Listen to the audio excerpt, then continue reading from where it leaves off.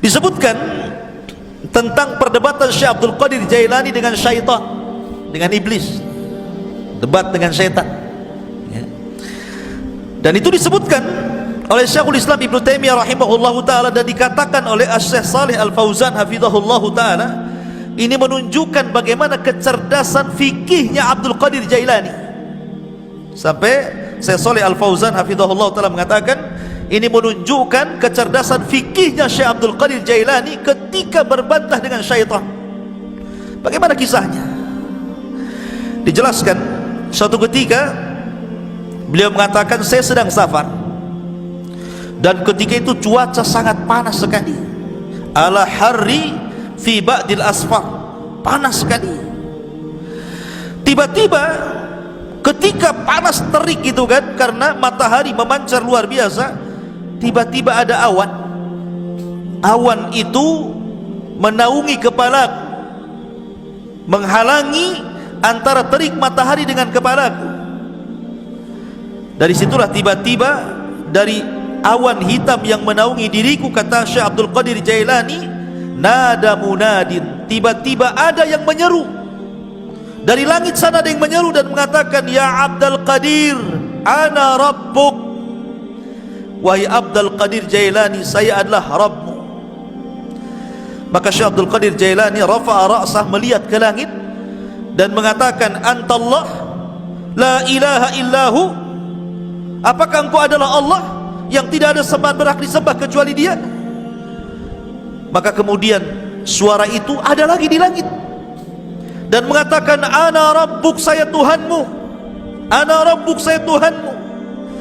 Syekh Abdul Qadir Jailani mendengarkan sampai akhirnya, setelah dia mengatakan ana rabbuk, wa qad ahlaltu laka ma haramtu alaika ya Abdul Qadir, saya Tuhan wahai Abdul Qadir, aku telah halalkan yang sebelumnya kuharamkan kepadamu. Maknanya semua manusia haram melakukan ini, kau halal. Semua manusia haram memakan khamar, kau halal. Semua haram berzinah, kau halal. Pokoknya seperti itu. Tiba-tiba Syekh Abdul Qadir Jailani mendengar kata-kata, aku sudah menghalalkan kepadamu yang diharamkan aku kepada selainmu. Maka dia mengatakan, kadzabta ya aduwallah, kadzabta ya aduwallah, dusta engkau wahai musuh Allah, bal anta syaitan, engkau bukan Tuhan, kau adalah syaitan.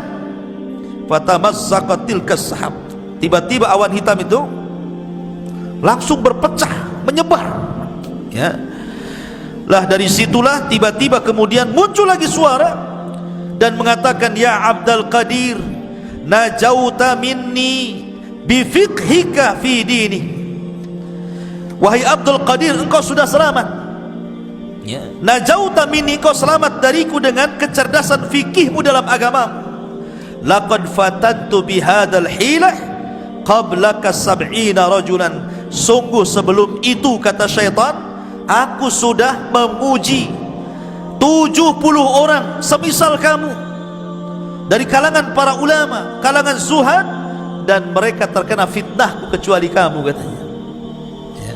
Lihat bagaimana Syekh Abdul Qadir Jailani mengatakan apa? Tidak mungkin. Kenapa? Kenapa Syekh Abdul Qadir Jailani mengatakan kadzabta, dusta kamu? Karena kata Syekh Abdul Qadir Jailani, ketika ditanya, maka dia mengatakan, araftu annahu syaitan. Kenapa aku tahu dia syaitan? Karena ketika dia mengatakan, aku halalkan kepadamu yang kuharamkan kepada selainmu, maka dia mengatakan, li anna ba'da Rasulillah sallallahu alaihi wasallam la tahlila wa la tahrim, tidak ada yang berhak menghalalkan dan tidak ada yang berhak mengharamkan setelah Nabi sallallahu alaihi wasallam. Bagaimana mungkin kalau kemudian dalam dunia tarekat, ya, di mana orang itu kalau sudah tingkatan makrifat sampai meyakini adanya hululiyah, manunggale Gusti, gitu ya, bahwa Allah itu betul-betul menyatu dengan badan, tiba-tiba kemudian seseorang boleh tidak melaksanakan sholat, boleh meninggalkan zakat, boleh meninggalkan puasa, boleh tidak haji, karena alasannya Tuhan sudah menyatu, ana anta anta ana, bahasanya saya kamu, kamu saya, katanya. Bingung dia, mana saya, mana Tuhan, karena menyatu masalahnya. Ya. Makanya terkadang makin makrifat itu bukan makin baik, makin bejat, kan begitu. Karena dia meninggalkan sholat, dia meninggalkan apapun. Ketika ditanya kenapa anda tidak sholat, siapa bilang saya tidak sholat? Bukankah Allah yang mengatakan innas salata li dzikri, sholat itu untuk mengingat diriku. Jadi kalau aku sudah ingat Allah, aku sudah sholat, katanya kan. Karena sholat itu untuk mengingat diriku. Apalagi kemudian Allah berfirman, u'budullaha hatta ya'tiyakal yakin, sembahlah Allah sampai yakin. Aku sudah yakin, ngapain aku nyembah, katanya kan. Nah, kacau nih kalau sudah Quran dipelintir-pelintir. Padahal yang dimaksud sembahlah Allah sampai yakin, maksudnya sampai ajal. Yakin di sini maknanya ajal, kata Imam Ibnu Katsir rahimahullahu taala dan ahli tafsir yang lainnya. Sembah Allah sampai mati, bukan sampai yakin. Artinya kalau sudah yakin tidak perlu sembah gitu ya. Nah, itu kebelinger tuh. Masyarul muslimin, jadi Syekh Abdul Qadir Jailani mengatakan apa? Dia mengatakan bahwa setelah Rasul tidak ada yang menghalalkan, tidak ada yang mengharamkan. Makanya dia mengatakan kepada syaitan, ya, kadzabta, dusta kamu. Gak mungkin halal bagiku haram bagi orang lain, atau sebaliknya kan gitu. Masyarul muslimin yang dimuliakan Allah Azza wa Jalla. Dari sinilah maka Syekhul Islam Ibnu Taimiyah rahimahullahu taala, beliau memuji dua perkara dari sosok Syekh Abdul Qadir Jailani. Pertama, ketika Abdul Qadir Jailani membahas tentang takdir dan membantah penyimpangan dalam qadariyah. Yang kedua, bagaimana ketika Abdul Qadir Jailani mendebat syaitan. Dari sini salah kata Imam Ibnu Taimiyah, aku sangat mengagumi Syekh Abdul Qadir Jailani, sebagaimana disebutkan Imam Abdul Qayyim dalam kitabnya Madarijus Salikin fi iyyaka na'budu wa iyyaka nasta'in. Ma'asyiral muslimin yang dimuliakan Allah Subhanahu wa taala, Syekh Abdul Qadir Jailani walaupun dia sudah menjadi ulama besar, tapi dia dikenal keberaniannya, laumata laim, enggak peduli orang dia. Dia tidak takut kecuali kepada Allah. Syekh Abdul Qadir Jailani tidak takut siapapun, sampai kepada penguasa dia tidak takut, ya. Dan dia suatu ketika salah satu Khalifah Abbasiyah itu bernadar, nadarnya seperti ini: saya akan beribadah kepada Allah di waktu di mana manusia tidak ada yang beribadah. Gimana caranya coba? Saya akan beribadah di waktu di mana tidak ada satupun manusia yang beribadah. Kira-kira kapan tuh? Mana bisa, ya kan? Satu dunia ini manusia pasti ada yang beribadah, kan begitu ya? Enggak di sini ya di sana, enggak di sana di sana, kan gitu ya. Kapan waktunya coba? Mana kita tahu sampai bernadar seperti itu, saya akan beribadah di waktu manusia tidak ada yang beribadah. Mustahil, ya. Karena setiap detik, setiap menit itu pasti ada orang beribadah di mana-mana. Entah di sini tidak ada, di sana ada, di sana tidak ada, di sana lagi ada, di Indonesia tidak ada, di Mekah ada, di Mekah tidak ada, di Yaman ada, kan begitu. Sulit kita ini kemudian menentukan waktu di mana manusia tidak beribadah, dia beribadah. Akhirnya para ulama di zaman itu berkumpul memberikan fatwa bahwa khalifah harus bayar kafarah, karena mustahil beribadah di waktu di mana manusia tidak beribadah. Khalifah harus bayar kafarah, kafaratul yamin, puasa 3 hari berturut-turut atau memberi makan 10 fakir miskin. Tiba-tiba Syekh Abdul Qadir Jailani mengatakan, tidak, ya, kamu harus tetap beribadah di mana manusia tidak ada satupun yang beribadah dengan ibadah yang sama dengan kamu. Kata Khalifah bingung, kenapa Syekh Abdul Qadir Jailani memfatwakan seperti itu? Yang lain mengatakan bayar kafarah, dia pula kau harus tetap melaksanakannya. Kata Khalifah, lalu ibadah apa itu? Kalau saya sholat hari ini, di sana sudah ada orang sholat. Kalau saya puasa hari ini, di sana sudah ada orang berpuasa. Kalau saya umpamanya sedekah hari ini, di sana ada orang sedekah. Ibadah yang mana yang tidak bisa kemudian sama waktunya dengan orang lain? Katanya, Syekh Abdul Qadir Jailani, kau harus berangkat ke Makkah, kau umroh. Setelah kau umroh, kamu harus menyempatkan untuk tawaf di saat manusia tidak ada yang tawaf di situ, ya. Akhirnya dia pun betul-betul umroh. kemudian dia mendapatkan waktu di mana tidak ada satupun orang yang tawaf, disitulah dia tawaf. Ya. Kalau kemarin pas ya Ka'bah lagi kosong corona ya, nggak ada orang tawaf gitu ya. Ya. Tapi yang jelas bahwa dari peristiwa ini terkenalah nama Syekh Abdul Qadir Jailani. Dari kasus ini terkenal nama Syekh Abdul Qadir Al-Jailani rahimahullahu ta'ala. Ma'asyiral muslimin yang dimuliakan Allah subhanahu wa ta'ala, Syekh Abdul Qadir Jailani banyak perkataan-perkataan emas beliau yang kita bisa petik dari untayan-untayan kata-kata mutiara beliau. Di antaranya beliau mengatakan, tir ilal haqqi bijanahi alkitab was sunnah, terbanglah kau kejar kebenaran dengan dua sayap Al-Quran dan Sunnah.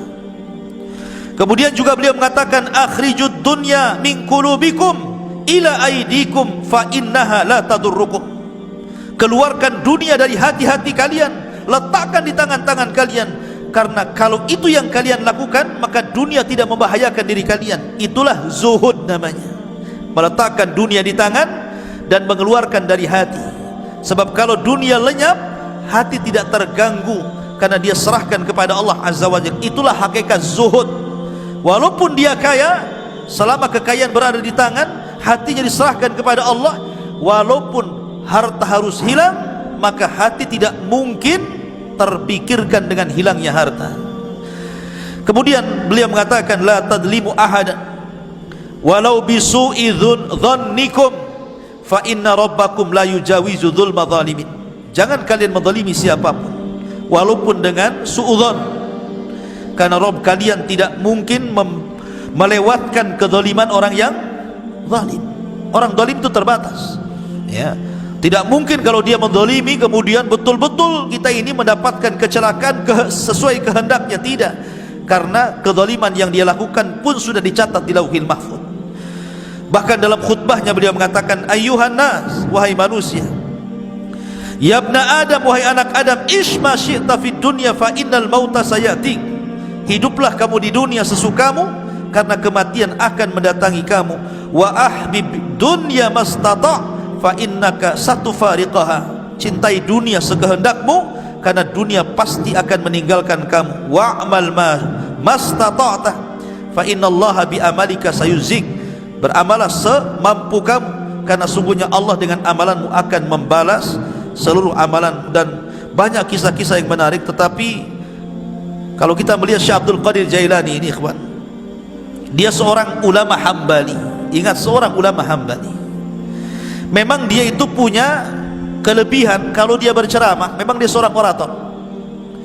Orang itu mudah menangis apabila mendengar kata-kata Syekh Abdul Qadir Jailani. Makanya kalau dia membuka majlis ilmu, majlis taklim itu, yang datang ngaji setiap kali menyampaikan kajian, sab'ina alfa rajulin, sab'ina alfa talabatul ilmi, 70.000 para talabatul ilmi itu numplek di masjidnya itu. Bayangkan, sekali kajian tuh.